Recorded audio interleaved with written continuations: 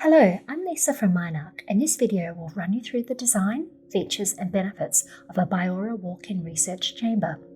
Over the next 5 minutes, I will show you through an example of one of our plug-and-play walk-in chambers designed specifically for plant research purposes. This chamber gives a user the ability to test a variety of plants of different shapes and sizes under a variety of climatic scenarios in strict laboratory conditions. The exterior dimensions of this chamber are 3.5 metres wide, 3.4 metres high and 12 metres long.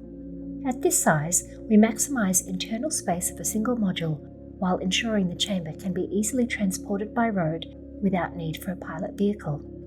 As a modularised system, Biora walk-in chambers can be made to almost any size or dimension, providing plenty of flexibility through our custom design process.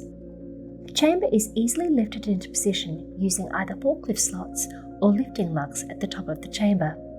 As a self-supporting structure, the chamber can be deployed almost anywhere that has access to power and water. For remote areas, battery or diesel-operated modules can be connected.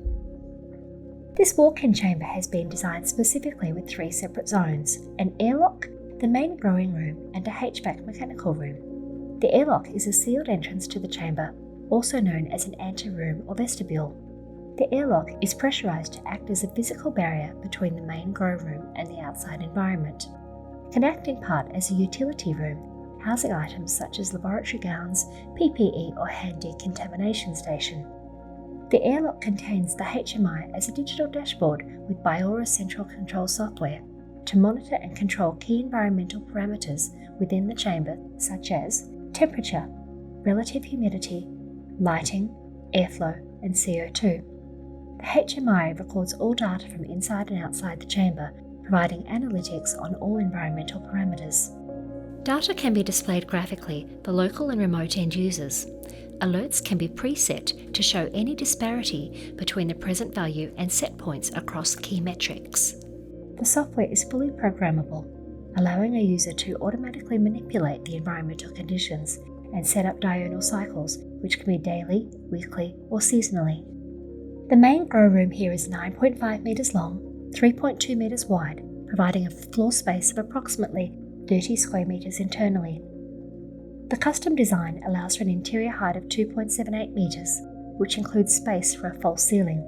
This far exceeds the height of any standard ISO high cube shipping container and is ideal for tall plants or multi-tiered configurations. The floor is a non-slip hospital-grade vinyl. All corners and right angles have smooth coving in both the airlock and grow room, aiding cleaning and decontamination between experiments or grow cycles. This chamber has been designed in accordance with the required containment and biosecurity conditions specified by both the Office of the Gene Technology Regulator (OGTR) and the Department of Agriculture, Water and the Environment (DAWE). Please contact Minark for more information in relation to these specific provisions. Chamber walls are pressurized, allowing uniform horizontal airflow throughout. The process is driven in part by the HVAC fans located inside the false ceiling. HEPA filters are also housed within the false ceiling and are accessible by exterior hatches. Fitted pre-filters prolong the life of HEPAs as the air is continuously filtered to the required ISO and BC2 standards. 2 silt trap inspection drains are recessed into the floor. Drains are accessible from inside and outside the chamber and can easily connect to a sewer pipe or decontamination reservoir. The chamber is fitted with taps to provide potable water inside for irrigation and cleaning. As the primary light source, the chamber is fitted with high-intensity broad-spectrum LEDs that are dimmable. While different light options suit different applications, these lights are designed to mirror natural conditions plants experience outside. Lights of varying spectrums and intensity are optional for specific vegetation and flowering conditions. Each bank of lights can be run independently through the HMI. The chamber is equipped with general lighting used when grow lights are off or during maintenance. The third section is the HVAC and mechanical equipment room, insulated and located at the rear of the chamber, with a separate door accessible from outside of the chamber. Temperature and humidity control equipment are all located within this zone. This room provides uniform and preconditioned air to the main room and controls temperature, relative humidity, and CO2.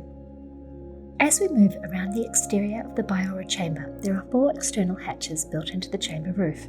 This means that apart from lighting, all chamber maintenance can be done outside of the chamber's containment boundary. Here we have the outdoor air conditioning unit, switchboard and main isolator. This allows for an easy connection to an external power source and Ethernet for remote connectivity. Here are the connections for mains water supply and drainage. The design allows a sloped roof with guttering and downpipe that can be fixed to a stormwater connection or soak well.